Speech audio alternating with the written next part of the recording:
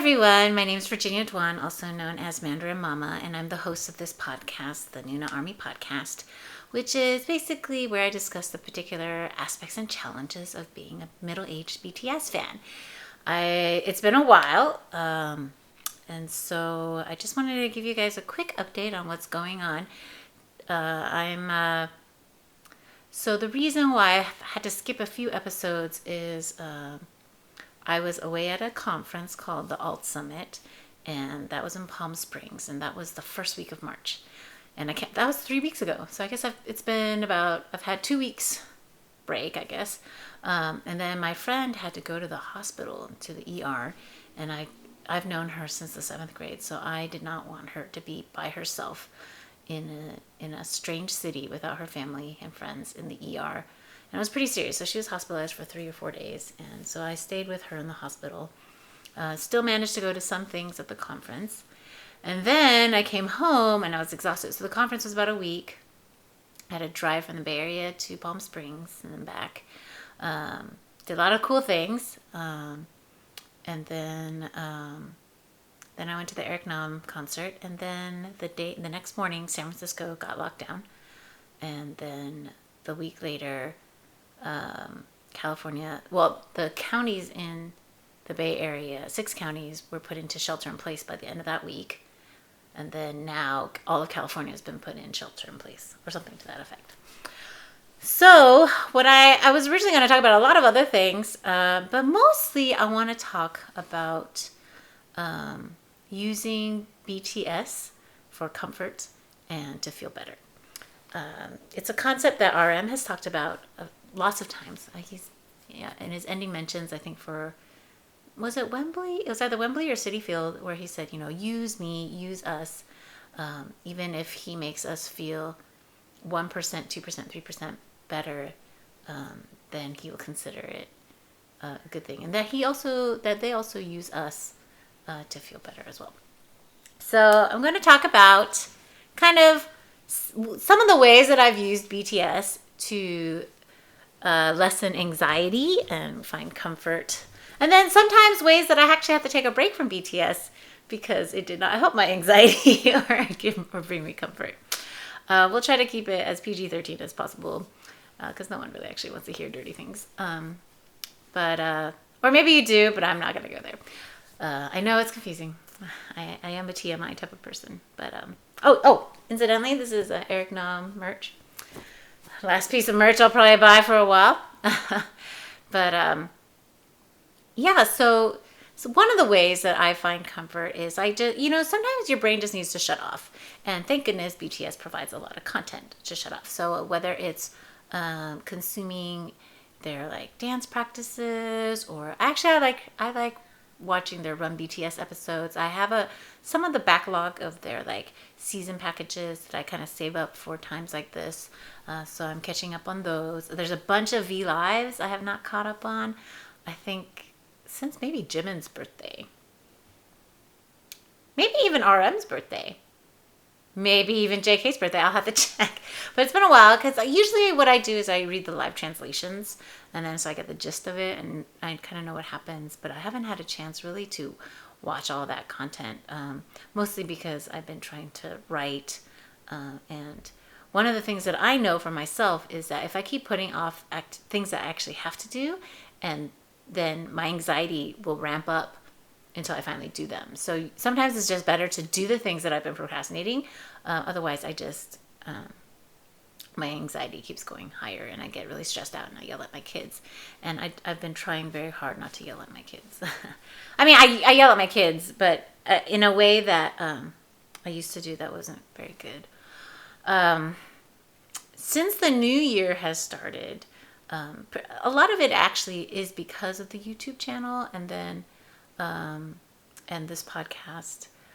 I have been wanting to do this podcast and reaction videos for years, probably about 2 years, maybe almost, actually even from the very start when I started getting into BTS and talking to people about K-pop, all of my friends said, you should start doing reaction videos, or hey, you should have a podcast about it because you talk about BTS all the time.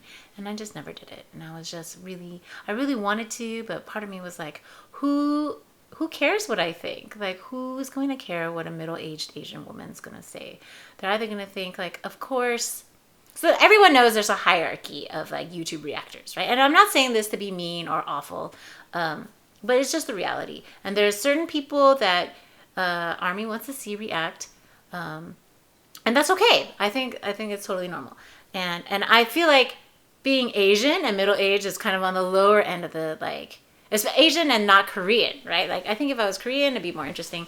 But since I'm just, like, non-Korean Asian, Taiwanese American, it's not as interesting, right? I feel like it's either expected that I would like K-pop, which totally was not, or that, you know, I mean, I feel like people would write me off. So now, whether that's the case, whether that's justified or not, I don't really have an opinion on that. I think people like what they like, right? Like, you can't help that, I think.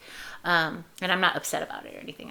I'm just very realistic about things. But for me, it was I really wanted to do these things, but I was scared, and I didn't want to look stupid. I didn't want to learn a new thing.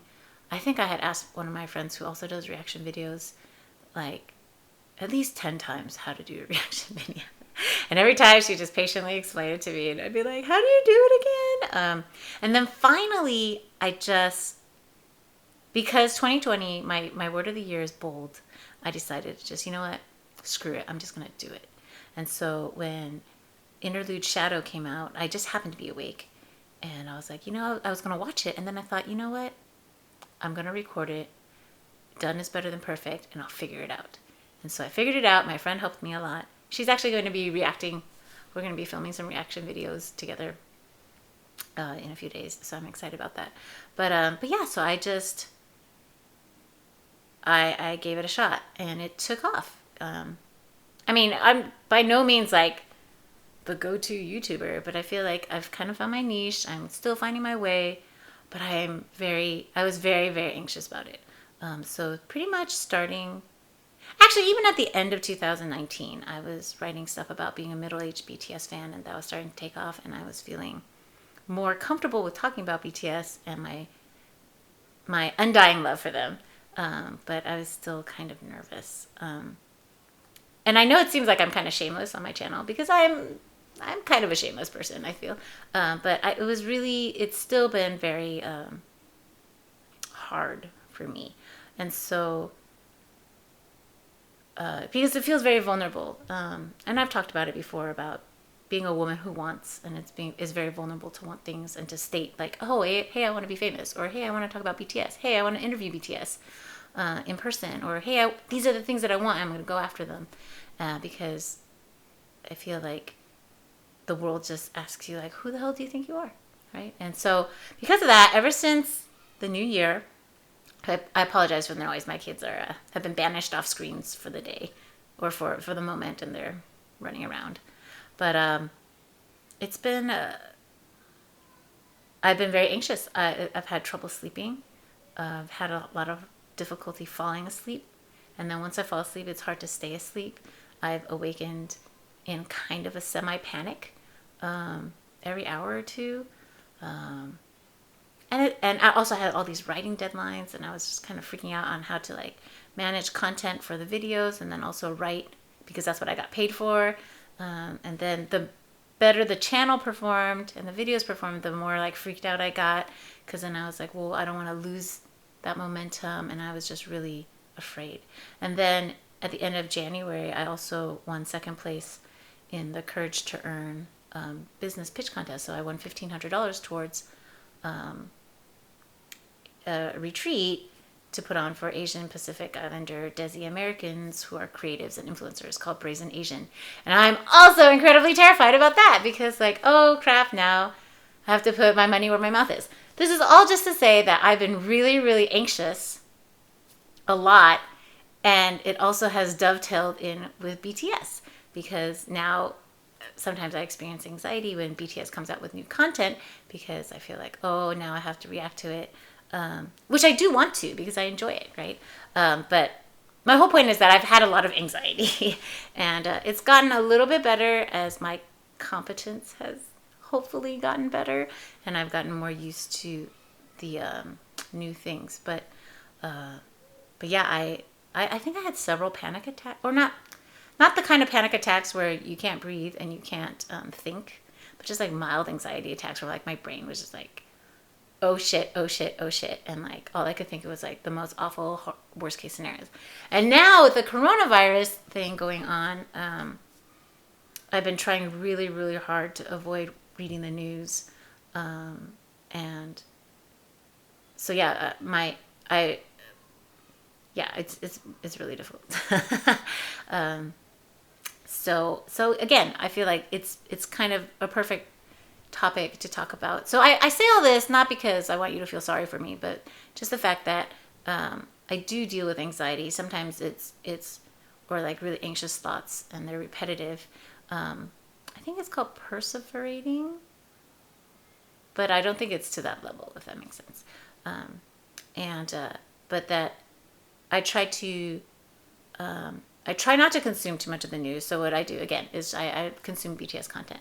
So whether it's looking at old videos, creating content. So ironically, creating all this content for the channel during this time of anxiety now, especially for the last week or two, has been calming for me. It's been, so it's gone from like an anxiety thing to like calming, because it's something that I can do. It doesn't require, it's something I enjoy doing. I like talking about BTS. I love sharing about BTS to my friends. So it's been helpful, I think.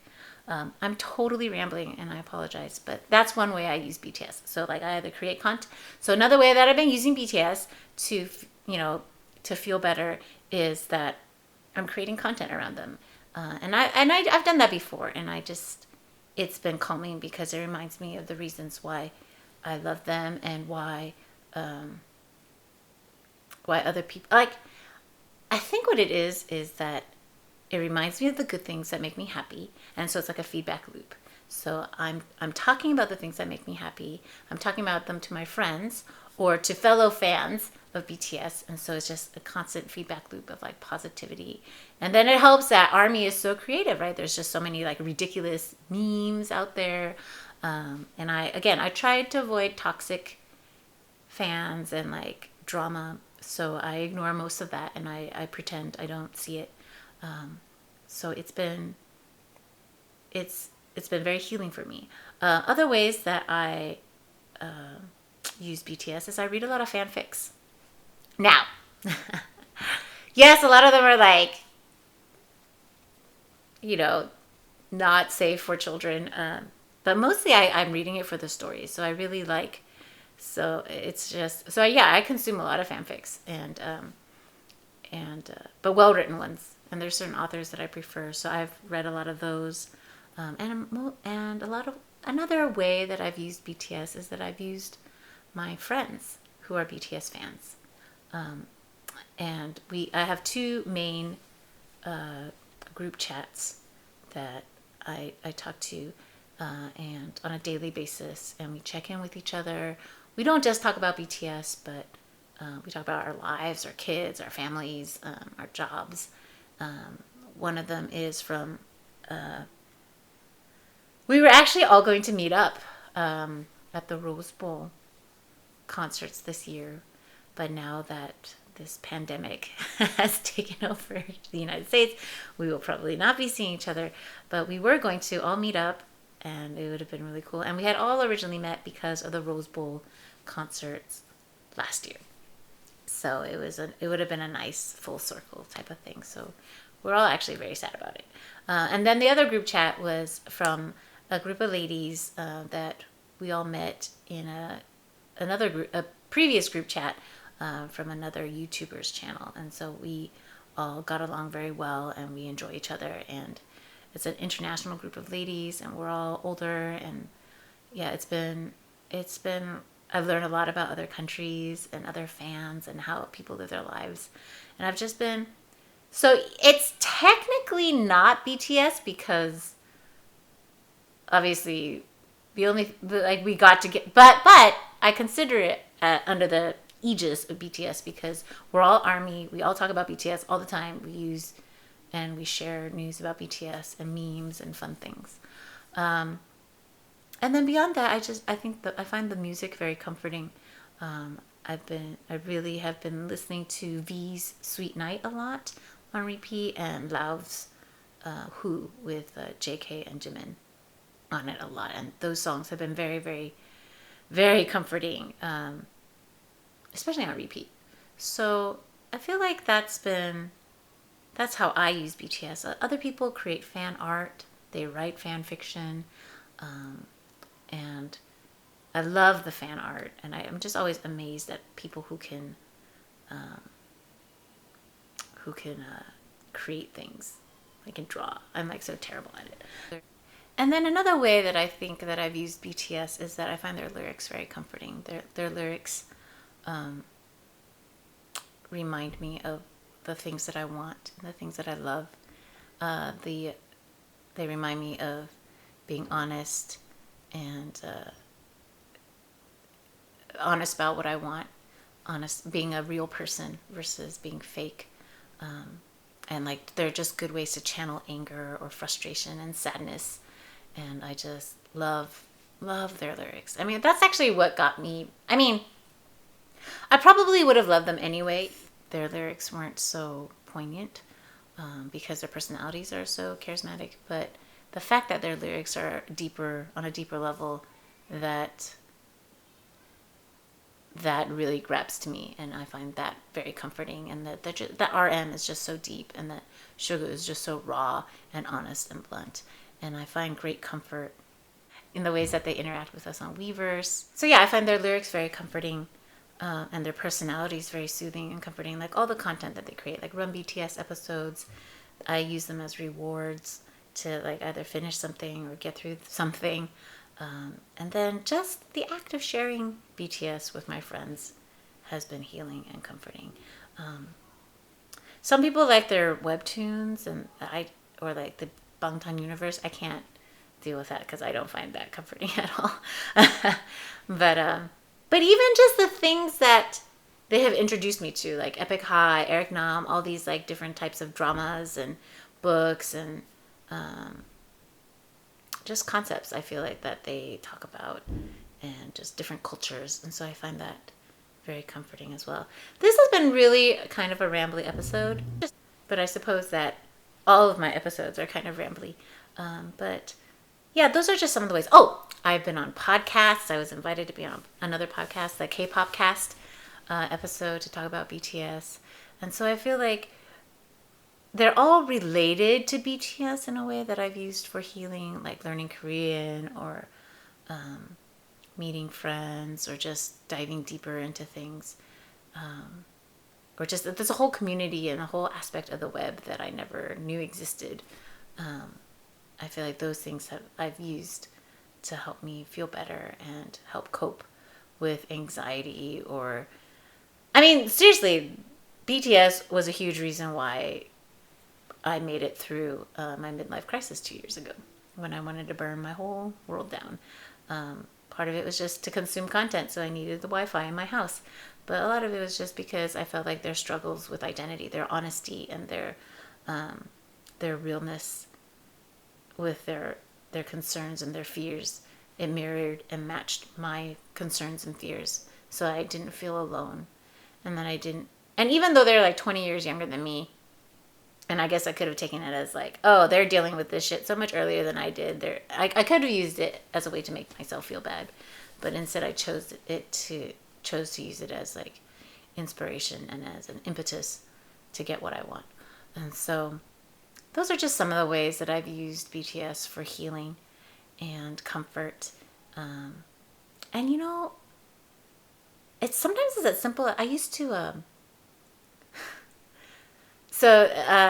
I find Suga's voice very comforting because it's really low and rumbly, and so there was this one. Someone cut together all when he used to review tech, so like he would do their album reviews, right, and then like he would talk, and then or like he would review like that machine that makes beats. I don't know what those things are called. I don't know. yeah, so I used to listen to him talk as a way to like calm my mind down, and then I would fall asleep to him talking. But then I stopped because I realized, what if I meet Suga one day, and what if I've trained my brain to fall asleep listening to his voice? Like, how mortifying would it be if like he started talking and then I started to like fall asleep because my brain had been trained to fall asleep to his voice. So I as soon as I like thought that through, I was like, nope, never gonna listen to Suga talk again to put me to sleep. But yeah, again, like I find, but sometimes occasionally I will watch their lives before they have translations, and because of the time difference, sometimes it's really early or really late at night, and I'll kind of fall asleep listening to them talk. I don't know if I'm the only one. I don't think I am. But in case I am the only one, it's not weird. It's totally normal. But yeah, so I think those are just some of the ways that I've found comfort. And of course, there's like thirsting after their hot videos or like edits, and or when Taehyung decides to post shirtless pictures of himself on Weverse and break it and then delete it, like the thirst trap that he is. So those are just some of the ways. And then ultimately, that's kind of, I feel like they've given me a model of what it is to be, or not that they've given me a model, but I think they've given voice to the type of person that I have been trying to be anyway, and that, but they've articulated something that I personally feel. So with all the things that I make and create, like with my writing, and then even with this content and these YouTube reactions, it is mostly just to make people feel less alone and to feel like they're seen and heard, or to give voice to the things that you might think secretly or want secretly, but don't know how to either express or feel embarrassed about until someone else makes the first move and says and talks about it. So yeah, I think that's it for now. I actually don't even know if this episode was interesting in any way, shape, or form, but I hope that you also can, whether it's BTS or something else, that you can find some comfort during these scary times, and that you stay safe and stay healthy. Wash your hands, don't touch your face, stay 6 feet away from strangers. I hope you have enough toilet paper. I hope you have enough wine, if that's your vice of choice, and that your children and your loved ones are safe. So if you're listening to me on YouTube, thank you so much. Please like and subscribe, hit the notification bell. And if you're listening on a podcast, please like and subscribe. I think that's what you do. And and leave a review if you are so moved. And I'll see you next time.